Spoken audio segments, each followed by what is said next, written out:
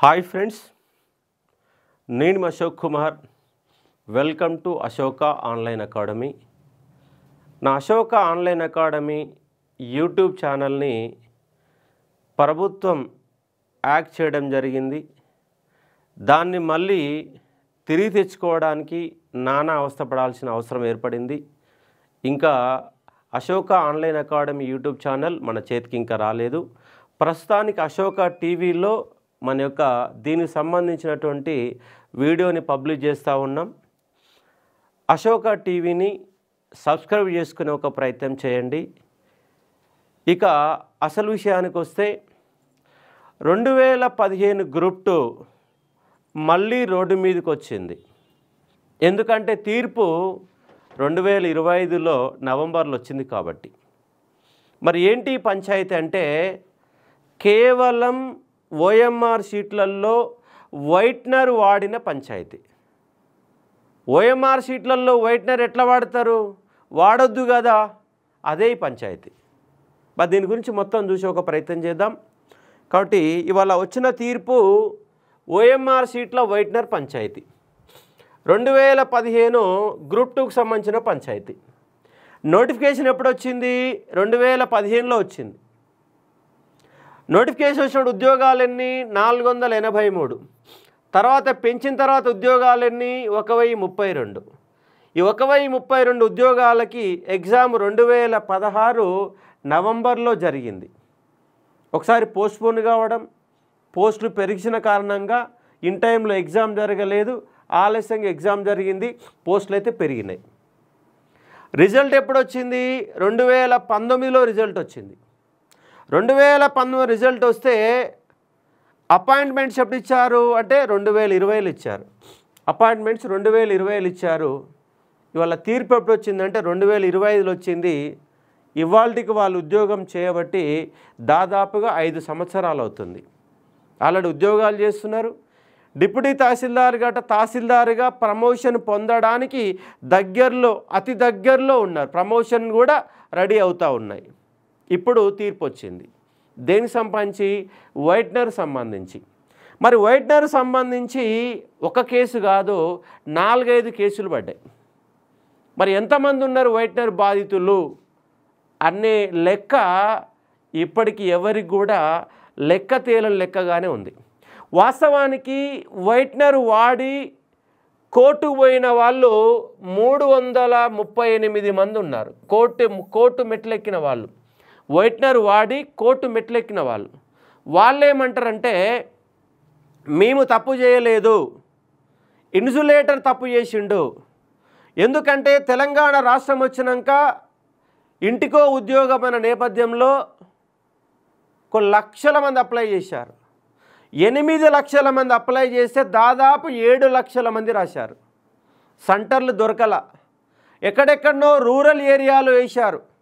అన్ని జిల్లాలు, అన్ని రెవెన్యూ డివిజన్లు, మొత్తం స్కూళ్ళు, మొత్తం కాలేజీలు. ఎందుకంటే 8 లక్షల మంది కాబట్టి సెంటర్లు కేటాయించాలి కాబట్టి అంత పెద్ద ఎత్తున వాడారు. టీచర్లు సరిపోలే, లెక్చరర్లు సరిపోలే, చివరికి అంగన్వాడీ టీచర్లను కూడా వాడుకున్నారు.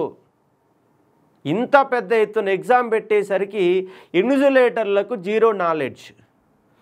ఆల్రెడీ ఓఎంఆర్ షీట్ల పైన మన ఫొటోస్ ఉన్నాయి. అవేవి చూసుకోకుండా వాళ్ళు వరుసముడి పెట్టారు. ఆ వరుసక్రమం తప్పింది. కొంతమంది కుసున్నోళ్ళకే ఇచ్చారు, వరుసక్రమం తప్పింది. సీరియస్గా చదివిన వాళ్ళేమో నా ఓఎంఆర్ షీట్ ఇదేనా కాదని చెక్ చేసుకున్నారు. కానీ ఒట్టిగా రాసే వాళ్ళు చాలామంది ఉంటారు కాబట్టి ఆ ఒట్టిగా రాసే వాళ్ళు ఎమ్మటే రాయడం మొదలుపెట్టారు. సంతకాలు పెట్టిరు, నెంబర్లు వేసిరు, మొత్తం గందరగోళం జరిగింది. సీరియస్ రాస్తాని ఓఎంఆర్ షీట్ నాది కాదని ఇచ్చిండు. అప్పటికే ఆయన ఓఎంఆర్ షీట్ మీద నెంబర్లు కూడా వేశారు, సంతకాలు పెట్టారు. ఓఎంఆర్ షీట్లు కొత్త ఇవ్వాలా వద్దా అనే అంశము ఎవడు గైడ్ చేయలేదు. ఫలితం ఏంటంటే అక్కడున్న వాళ్ళు ఏమీ అవగాహన లేక వైట్నర్ ఇచ్చారు, వైట్నర్ వాడారు. అట్లా కొన్ని వేల మంది వాడారు. కానీ ఎగ్జామ్ తక్కువ, దగ్గరి మార్కులు, నాకు ఉద్యోగం వస్తుంది అని నమ్మకం ఉన్న వాళ్ళు కోర్టు మెట్లెక్కింది 338 మంది. కానీ యాజ్ దట్ నోటిఫికేషన్ ప్రకారం రూల్స్ ప్రకారం వైట్నర్ వాడితే అవి చెల్లనేరదు. తప్పిదం ఎవరిదైనా కావచ్చు, అది తెలంగాణ పబ్లిక్ సర్వీస్ కమిషన్ కావచ్చు, లేదా అభ్యర్థిదైనా కావచ్చు, వైట్నర్ వాడొద్దని నిబంధనలు చెప్తా ఉన్నాయి.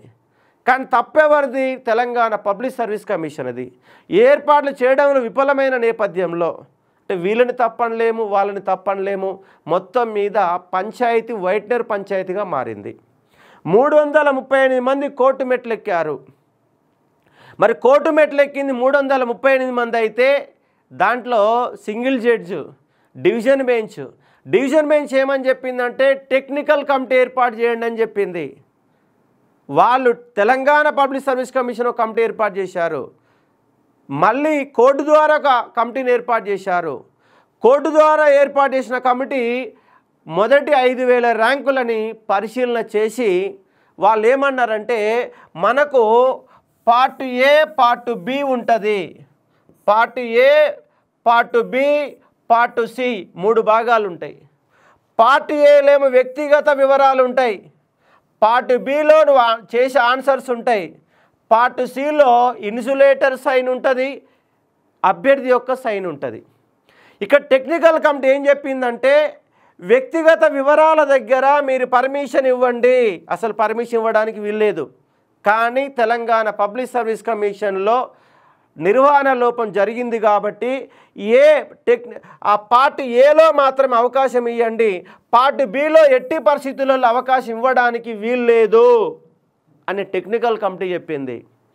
టెక్నికల్ కమిటీ యొక్క ఆదేశాలను కూడా పట్టించుకోకుండా బిలో ఉన్న వాళ్ళని కూడా అలో చేశారు, ఏలో ఉన్న వాళ్ళు అలో చేశారు. కానీ వాళ్ళ తీర్పు సారాంశం ఏంటంటే వైట్నర్ ఈజ్ వైట్నర్, తప్పిదం ఎవరిదైనా కావచ్చు, దాన్ని వాడడానికి వీల్లేదని వాళ్ళ 2025లో నగేష్ భీమపాక సింగిల్ జడ్జి యొక్క తీర్పు అనేది మన్న రావడం జరిగింది.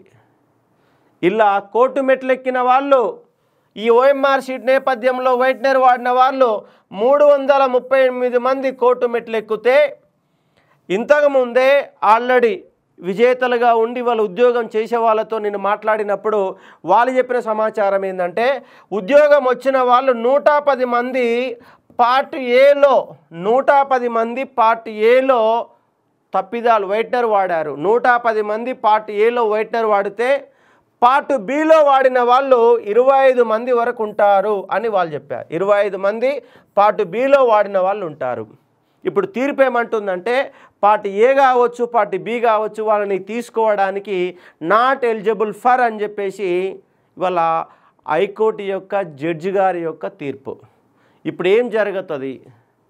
కోర్టు పోయిన వాళ్ళు ఇప్పుడు ఈ వైట్నర్ పైన కోర్టు పోయిన వాళ్ళు ఎంతమంది ఉన్నారు సార్ అంటే ఒక 45 మంది ఉన్నారు. ఇప్పుడు ఆల్రెడీ కోర్టులో మెట్లెక్కిన వాళ్ళు ఈ వైట్నర్ పైన ఈ వైట్నర్ వాడవద్దు, వైట్నర్ వాళ్ళు పక్కన పెట్టాలా, ఇది అన్యాయం అని చెప్పేసి కోర్టు ఎక్కిన వాళ్ళు, వైట్నర్ వాడి కోర్టు ఎక్కిన వాళ్ళు 338 మంది అయితే వైట్నర్ వాడడం రాజ్యాంగ విరుద్ధము, నిబంధనలకు విరుద్ధం అని చెప్పేసి కోర్టు మెట్లెక్కిన వాళ్ళు 45 మంది ఉన్నారు. ఇప్పుడు ఈ 110 25 మందిని పక్కన పెట్టి రిజల్ట్ ఇవ్వాలనా, లేదు కోర్టు మెట్లెక్కిన వాళ్ళకు అదనంగా 45 మందికి ఉద్యోగాలు ఇవ్వాలనా, టోటల్ లిస్టును పక్కన పెట్టి మళ్ళీ మెరిట్ లిస్టు అంటే ఎట్లాగా ఈ వైట్నర్ వాడిన వాళ్ళు పక్కన పోతే కొత్త వాళ్ళు 110 మంది వచ్చి మళ్ళీ 25 మంది మొత్తంగా ఈ 25 మంది అందులో ఉన్నారా మరి సపరేట్గా ఉన్నారా అనేది క్లారిఫికేషన్ లేదు. మొత్తంగా 110 మంది ప్లస్ 25 ఒక 140 మెంబర్స్ అనుకుంటే 140 మందిని పక్కన పెట్టి కొత్త రీలిస్టు తయారు చేసి ఆల్రెడీ ఇంటర్వ్యూ చేసిన వాళ్ళు పక్క ఉన్నారు కాబట్టి మిగతా వాళ్ళకి ఇంటర్వ్యూ చేసి కొత్త రిజల్ట్ ఇవ్వాలా అనేది ఇప్పుడు తేల్చాలి. తెలంగాణ పబ్లిక్ సర్వీస్ కమిషన్ మళ్ళీ డివిజన్ బెంచ్ పోవడానికి సిద్ధమవుతుంది. మరి డివిజన్ బెంచ్లో తీర్పు ఏమొస్తుంది? మరి డివిజన్ బెంచ్ పైన అభ్యర్థులు మళ్ళీ కోర్టుకు పోతే మళ్ళీ సుప్రీంకోర్టుకు పోతే తీర్పు ఏమొస్తుంది అంటే ఎమ్మటి తేలేది కాదు పంచాయతీ. మళ్ళొక సంవత్సరం వరకు డివిజన్ బెంచ్, అక్కడి నుంచి సుప్రీంకోర్టు, ఇలా కోర్టులెమ్మడి తిరగాల్సిన పరిస్థితి మళ్ళీ ఎదురయ్యే పరిస్థితి ఉంటుంది. కాబట్టి ఇది ఉన్నటువంటి వైట్నర్ కేవలం వైట్నర్ సంబంధించి పోయినసారి కూడా ఒక 19 క్వశ్చన్లని డిలీట్ చేయడము, 16 క్వశ్చన్లకు డబుల్ ఆన్సర్ ఇవ్వడము, ఇలాంటి తప్పిదాలు కూడా జరిగినవి. గందరగోళాలు. రిజల్ట్ రావడానికే దాదాపుగా 3 ఏళ్ళు పట్టింది. రిజల్ట్ వచ్చిన తర్వాత అపాయింట్మెంట్ చేయడానికి 1 ఇయర్ పట్టింది. ఇవాళ దాదాపుగా నోటిఫికేషన్తో లెక్కేసుకుంటే 10 సంవత్సరాలు. ఇవి తెలంగాణ పబ్లిక్ సర్వీస్ కమిషన్ ప్రతిసారి చేస్తున్న తప్పిదాలే. మొన్న గ్రూప్ 1లో అడావుడిగా పత్రాలు ఇచ్చేసి ఇవాళ గ్రూప్ 1 కూడా డోలామానంలో పడేసింది. అది ఉంటుందా ఊసిపోతుందా, తీర్పులో ఏమవుతుంది, కోట్ల చుట్టూ తిరగాల్సిన ఒక పరిస్థితి. తెలంగాణ పబ్లిక్ సర్వీస్ కమిషన్లు అంటేనే అవినీతికి నిలయాలుగా. ఇక్కడ ఎవడైతే రాజకీయ పదవులు దొరకలేని వాళ్ళకి రాజకీయ పదవులు ఇచ్చి తెలంగాణ పబ్లిక్ సర్వీస్ కమిషన్ని బ్రష్ పట్టించిన ఒక సందర్భం. వాళ్ళ ఐఏఎస్లు అయినా ఐపీఎస్లు అయినా గవర్నమెంట్కు జీ హుజూర్ అంటూ గవర్నమెంట్కు ఒత్తాసు పలుకుతూ స్వతంత్రంగా పనిచేసేటువంటి ఒక తెలంగాణ పబ్లిక్ సర్వీస్ కమిషన్ కావచ్చు, ఆంధ్రప్రదేశ్ పబ్లిక్ సర్వీస్ కమిషన్ కావచ్చు, మిగతా రాష్ట్రాల పబ్లిక్ సర్వీస్ కమిషన్లు కావచ్చు, రాష్ట్ర ప్రభుత్వాలకు లొంగిపోయి ఉద్యోగాలు అమ్ముకుంటూ, కోట్ల రూపాయలకు ఉద్యోగాలు అమ్ముకుంటూ, నిజంగా నికార్సుగా చదివిన వాడికి సరైన పద్ధతిలో ఎగ్జామ్ పెట్టలేక కనీసంగా 150 క్వశ్చన్లు కూడా తయారు చేయలేనట్టు ఒక దరిద్రమైనటువంటి తెలంగాణ పబ్లిక్ సర్వీస్ కమిషన్లని భూమిలో పాతాళంలోకి మళ్ళీ పైకి రాకుండా బొందబెట్టి స్వతంత్రంగా పనిచేసే ఒక సంస్థలను ఏర్పాటు చేయాల్సిన అవసరం ఉంది. పేరుకే గొప్ప గొప్ప పదవులు ఉంటాయి. ఆ పదవులు అడ్డం పెట్టుకొని అవినీతి తిమింగలాలుగా మారి ఉద్యోగాలు అమ్ముకుంటున్నారు. ఎగ్జామ్ సరిగా నిర్వహణ చేయడం లేదు. పేపర్లు అమ్ముకుంటున్నారు. ఉద్యోగాలు ఒకళ్ళు పేపర్లు అమ్ముకుంటే ఇంకోలేం ఉద్యోగాలు అమ్ముకుంటున్నారు. బజార్లు పెట్టి అమ్ముకుంటున్నారు. ముఖ్యమంత్రి స్థాయిలోనే అవినీతి అక్రమాల పాల్పడుతున్నారు. తమకు అవసరమైన వాళ్ళకు ఉద్యోగాలు ఇచ్చుకుంటున్నారు. ఇది వాళ్ళ తెలంగాణ పబ్లిక్ సర్వీస్ కమిషన్ ఆడుతున్న జగన్ నాటకం. పేపర్లు తయారు చేయలేకపోవడం, ఎగ్జామ్ సరిగా నిర్వహించలేకపోవడం, ఉద్యోగాలు అమ్ముకోవడం, అక్కడ ఉద్యోగులే ఉండకపోవడం, తెలంగాణ పబ్లిక్ సర్వీస్ కమిషన్లో ఉద్యోగులే ఉండకపోవడం. వాళ్ళ ఏపీపీఎస్లో కూడా అదే విధంగా కొనసాగుతుంది. 2018 గ్రూప్ 1 ఇవాళకి డోలామాయనంలో ఉంది. నిన్న అడావుడిగా ఈ రేవంత్ రెడ్డి అక్రమాల పుట్టగా మారి 200 ఉద్యోగాలపైన అమ్ముకొని పేపర్ వాల్యుయేషన్ సరిగా లేకుండా తెలుగు మీడియం అభ్యర్థులకు అన్యాయం చేస్తూ వేరే వాళ్లకు కొమ్ము కాస్తున్నట్టుగా మన గ్రూప్ 1 నియామక పత్రాలు ఇచ్చారు.